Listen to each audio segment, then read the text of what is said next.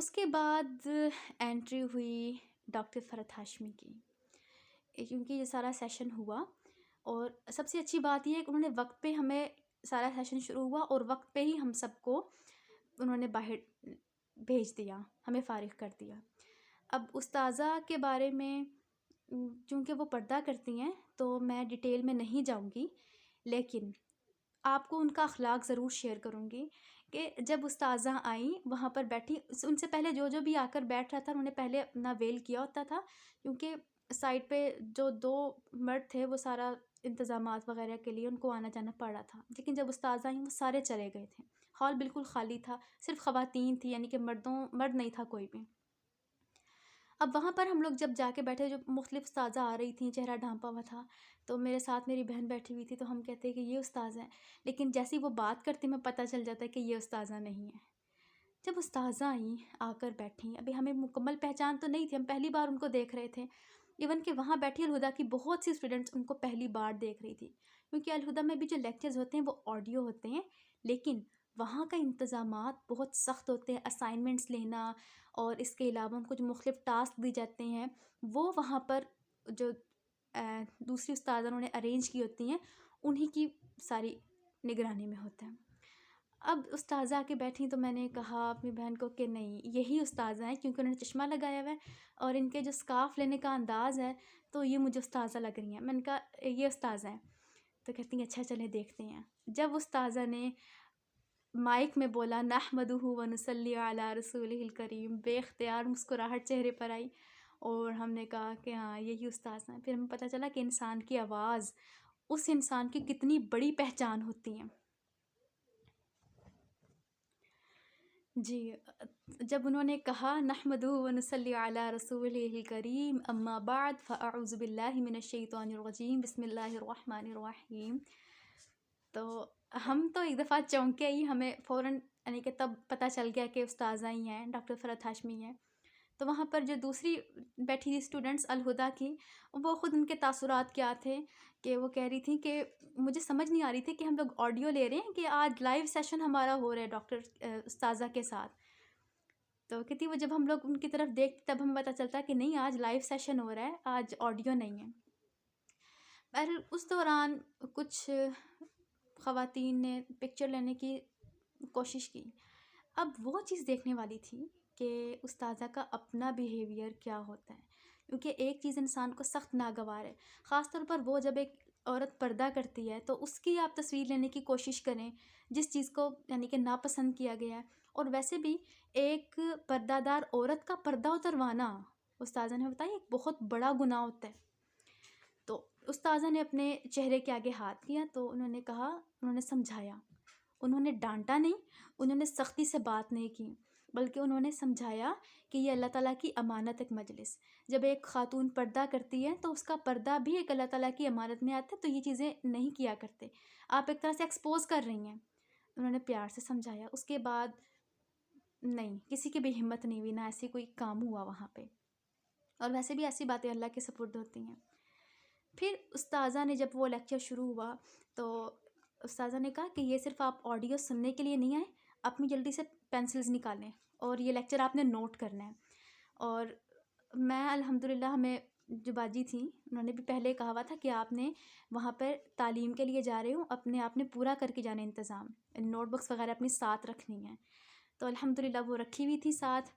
اور پھر کیا کہتے ہیں، ہم جن کے پاس نہیں تھی تو استاذہ نے کہا کہ آپ کے پاس پینسلز تو ہیں نا، سب نے کہا ہاں جی ہیں۔ پھر استاذہ نے کہا کہ یہ جو ہم نے دعاؤں والا آپ کو دیا ہے اس کی آپ نے کیا کرنا ہے، بیک سائڈ پہ خالی ہے، پلین ہے سب کے، سب نے کہا ہاں جی استاذہ۔ استاذہ کہتے چلیں پھر اس پہ لکھنا شروع کریں، صرف سننا نہیں ہے لکھنا بھی ہے، کیونکہ ہماری جو باجی صفورہ انہوں نے بتایا تھا کہ جب آپ چیز کو رائٹ ڈاؤن کرتے ہو، لکھتے ہو، تو آپ لفظوں کو قیدی بنا لیتے ہو، وہ آپ کے پاس محفوظ ہو جاتے ہیں۔ بہرحال پھر ہمارا سیشن سٹارٹ ہوا، اور وہ تھا نعمتوں کے اوپر، اور نعمتیں بھی سب سے بڑی چیز کھانے کی نعمتوں کے اوپر۔ اور اس کے بعد جب ہمارا سیشن سٹارٹ ہوا، میں آپ کو دکھاتی ہوں، نوٹ کیا 10 جنوری 2023 کو، اور میں نے باقاعدہ ڈائری کو پر دیا ہوا ہے کہ یہ لائیو کلاس ہوئی تھی ہماری استاذہ کے ساتھ۔ تو کی پوائنٹس انہوں نے کہا تھا نوٹ کرو، اور کی پوائنٹس ہی نوٹ کیے ہیں جو میں آپ کے ساتھ تھوڑا تھوڑا شیئر کرتی ہوں. کہ سب سے پہلے بات ہوئی تھی نعمتوں کی، اور اس میں نعمتیں استاذہ نے بتایا تھا کہ کچھ چھپی بھی نعمتیں ہوتی ہیں اور کچھ ظاہری نعمتیں ہوتی ہیں. اور ان نعمتوں میں سے ایک خاص نعمت جو ہے وہ ہے کھانا، جو کہ ظاہری طور پر تو ہمارا پیٹ بھرتی ہے، لیکن چھپی ہوئی چیزیں کیا ہیں کہ اس کے اندر بہت سی انرجی اور چیزیں انسان کو خود انسان کی ڈیولپمنٹ کے اور بہت سے پروسیسز کے کام آتی ہیں. اور بیسٹ چیز یہ تھی کہ استاذہ نے اس ٹاپک کا انتخاب کیا تھا کہ جو بہت بڑے، یعنی کہ جہاد وغیرہ کے بارے میں بات نہیں کی گئی، بات اس چیز کے بارے میں کی گئی تھی کہ خواتین،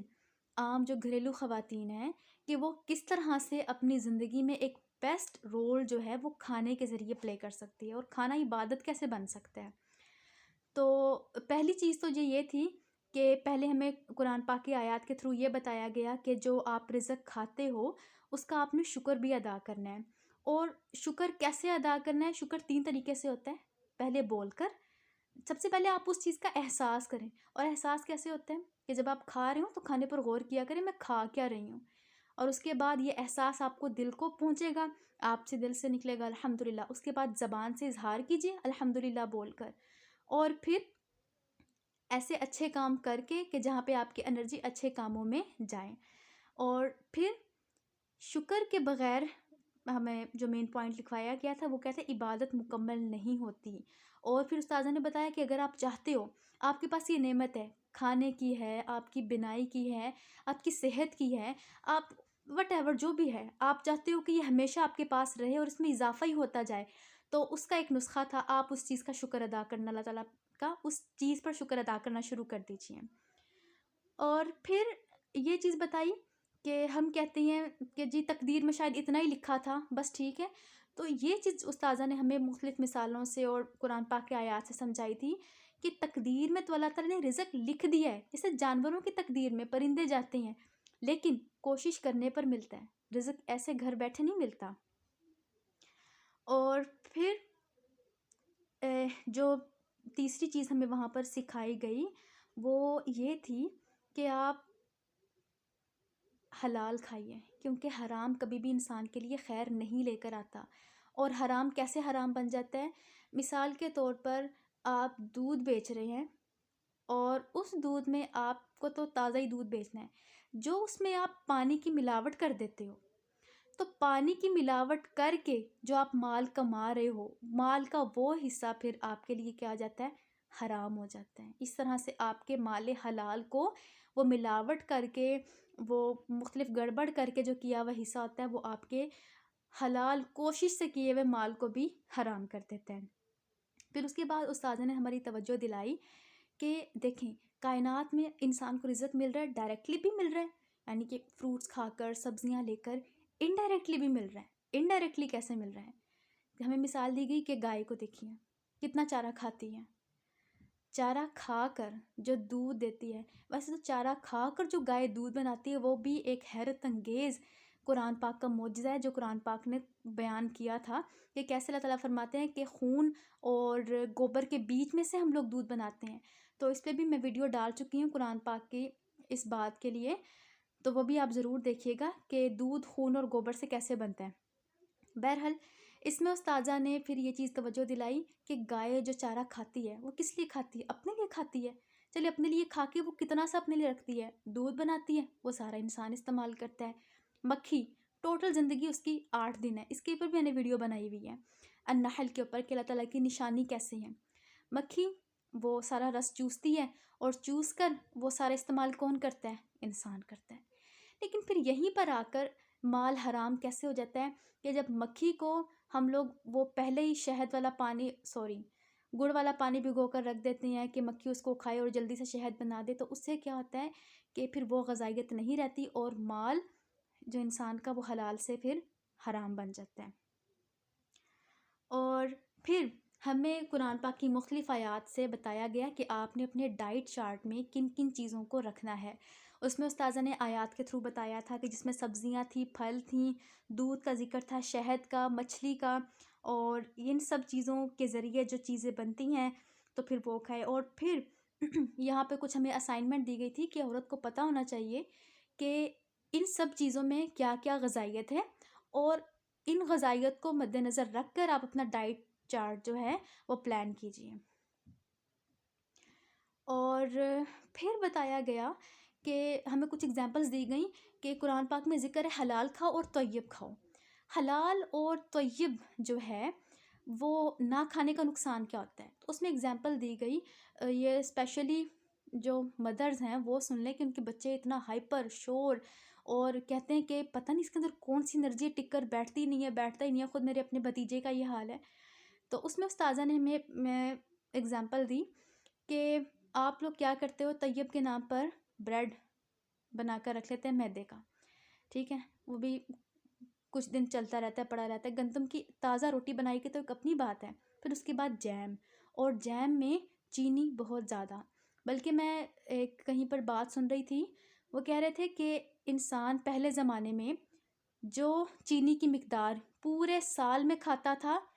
اب وہ انسان پوری چینی کی مقدار جو پورے سال میں کھاتا تھا ایک ہفتے کے اندر اس کو کھاتا ہے۔ اور وہ کیسے؟ یہ مختلف کولڈ ڈرنکس اور دوسری چیزوں کے ذریعے۔ بہرحال استاذہ نے ہمیں اگزامپل دی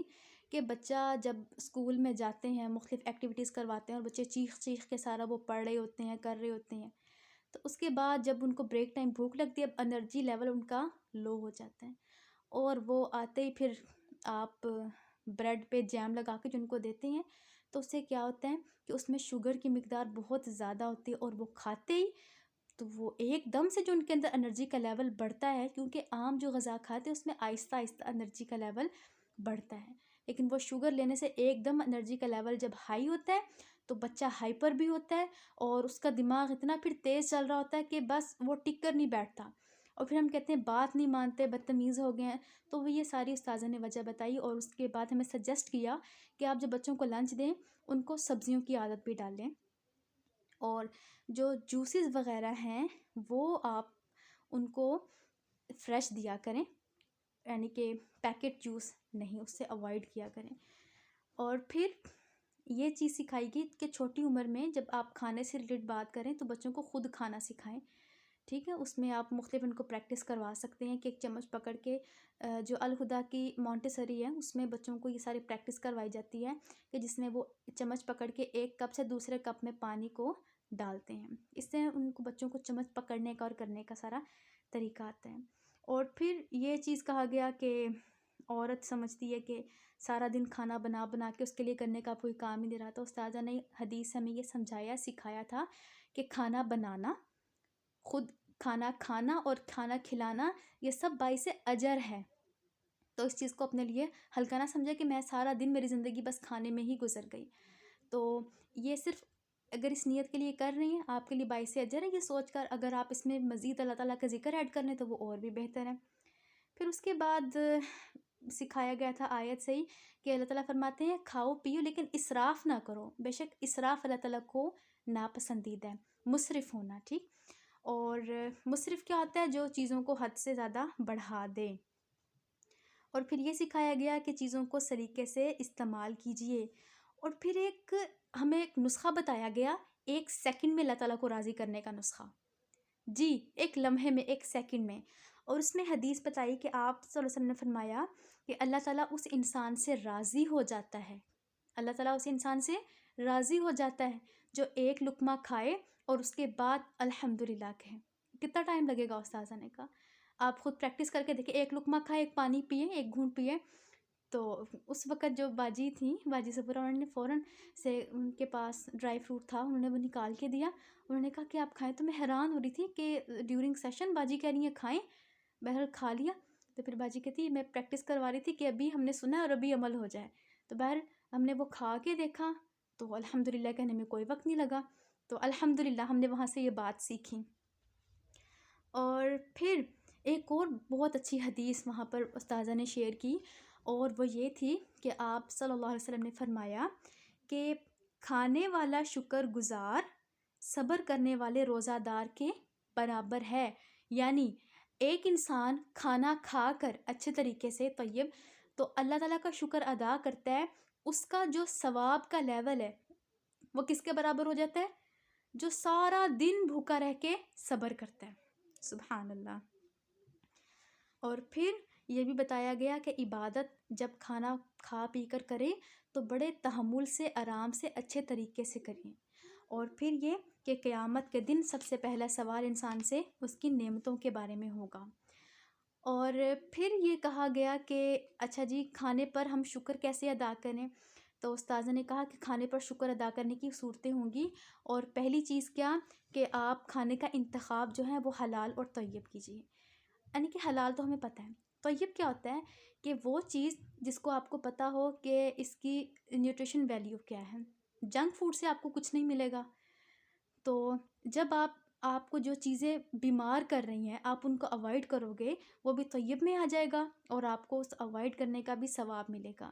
اور وہ چیزیں کھائیں جس سے آپ کو فائدہ ہو، نہ کہ خالی نقصان ہو۔ اور پھر شیطان انسان کو کھانے سے بھٹکاتا ہے، یعنی کیسے کرتا ہے کہ ایک انسان ہے، جب وہ جتنی اس کو بھوک ہو اتنا کھائے تو اتنا ٹھیک رہتا ہے، لیکن جب بھوک ابھی اس کی مٹ چکی ہے، اس کے اوپر یعنی کہ اوور ایٹنگ کر لیتا ہے، پھر کیا ہوتا ہے؟ تو شیطان پہلے تو کھانے کو بڑا لذیذ بنا کر دکھاتا رہتا ہے، انسان کا دل ہی نہیں بھرتا، وہ کھاتا رہتا ہے۔ جب زیادہ کھا لیتا ہے تو کیا ہوتا ہے؟ پہلا اٹیک ہوتا ہے انسان کے اوپر، سستی آتی ہے، اور پھر انسان کی جو نفسانی خواہشات ہیں اس کو بھی یہ چیز بڑھا دیتی ہیں، اور پھر انسان زیادہ سوتا ہے، باتھ روم کے چکر زیادہ لگاتا ہے، اور یہ سارا پھر شیطان کھانے کے ذریعے انسان کو اللہ کی راہ سے ٹریپ کر لیتے ہیں۔ اور پھر آپ صلی اللہ علیہ وسلم نے فرمایا کہ مومن کی مثال شہد کی مکھی کی طرح ہے، یعنی کہ شہد کی مکھی کیا کرتی ہے؟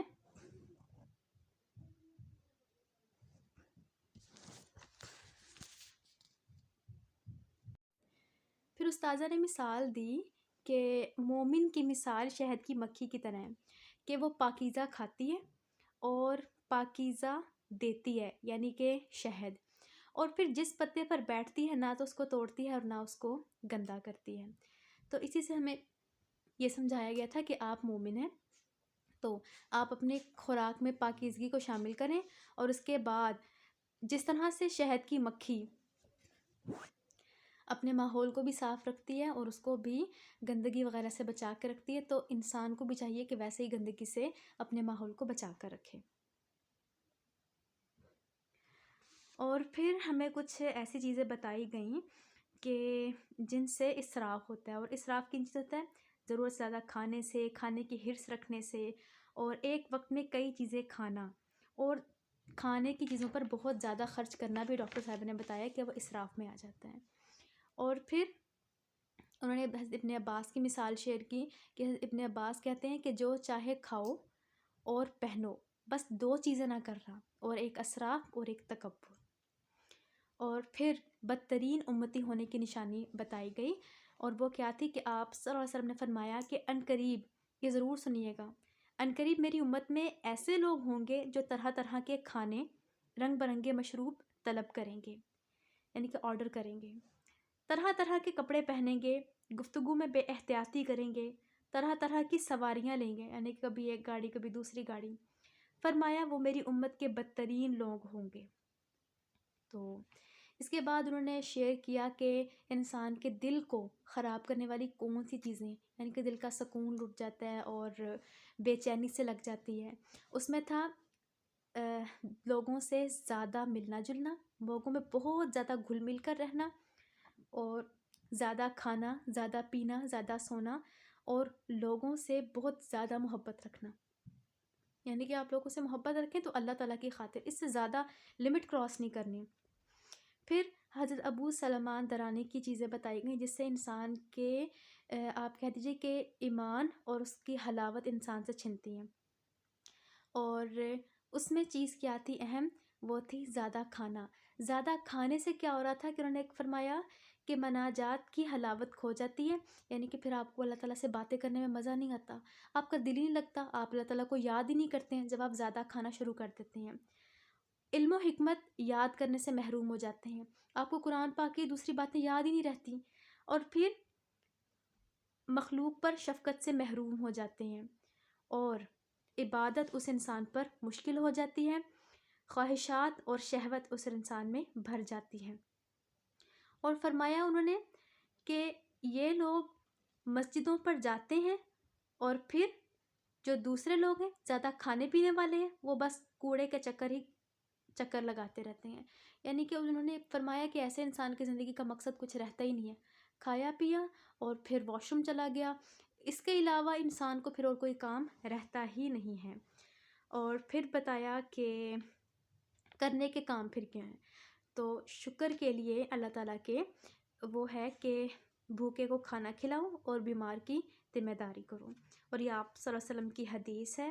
اور پھر فرمایا کہ دوسروں کو کھانا کھلانا انسان کے لیے مشکل ہوتا ہے۔ ڈاکٹر صاحب نے فرمایا کہ کیوں مشکل ہوتا ہے؟ کیونکہ ہر انسان کے دل میں ایک بخل ہے، ایک حرص ہے کہ انسان خود زیادہ کھا لے، تو ایسے میں آپ کیا کریں کہ دوسروں کو بھی اپنے رزق میں شامل کر لیں۔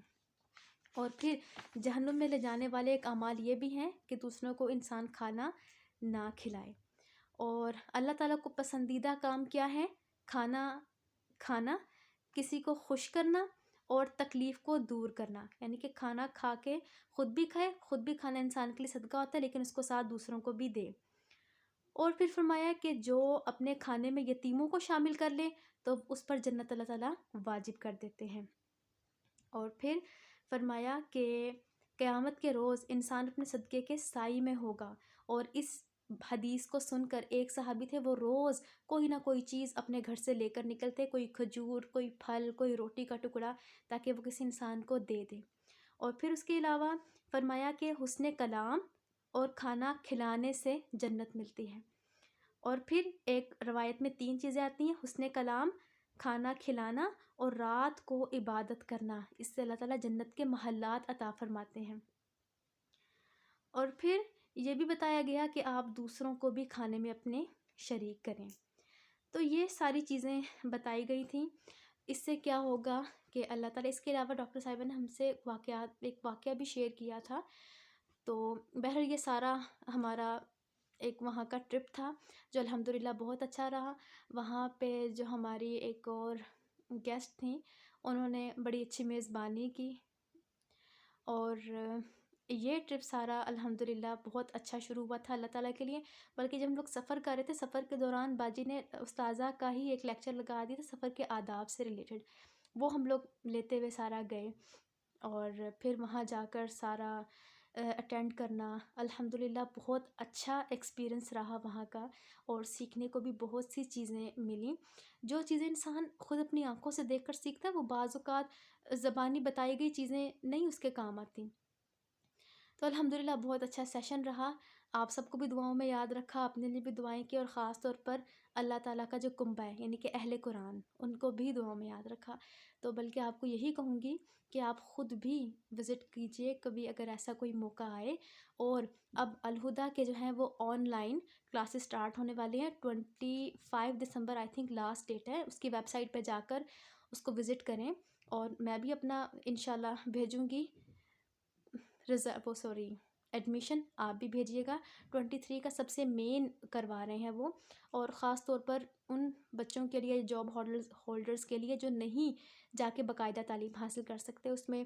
قرآن پاک کی تعلیم ہے، تفسیر ہے، ترجمہ ہے، اور اس کے علاوہ فقہ ہے، یعنی کہ روزہ کیسے رکھیں، زکوٰۃ کیسے ارینج کریں، حج کیسے کرنا ہے، اس کے علاوہ حدیث سے ریلیٹڈ کچھ باتیں، کچھ حدیث کے سیشنز ہیں، اور بھی بہت کچھ ہیں آپ کو سیکھنے کے لیے، جانے کے لیے، تجوید القرآن بھی ہے۔ تو یہ تھا ہمارا سارا سفر جو میں نے آپ کے ساتھ شیئر کیا، اور جو باتیں میں نے وہاں پر سیکھیں۔ ٹائم پہ گئے اور ٹائم پہ انہوں نے فارغ کر دیا الحمدللہ، اور باقی کل سیروا فی الارض تھا، بہت کچھ سیکھنے کو ملا۔